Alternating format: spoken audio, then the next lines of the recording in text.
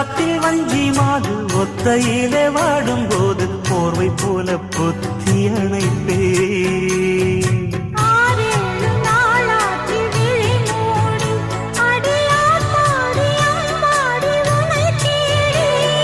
நீதானே மானே என் இளஞ்சோ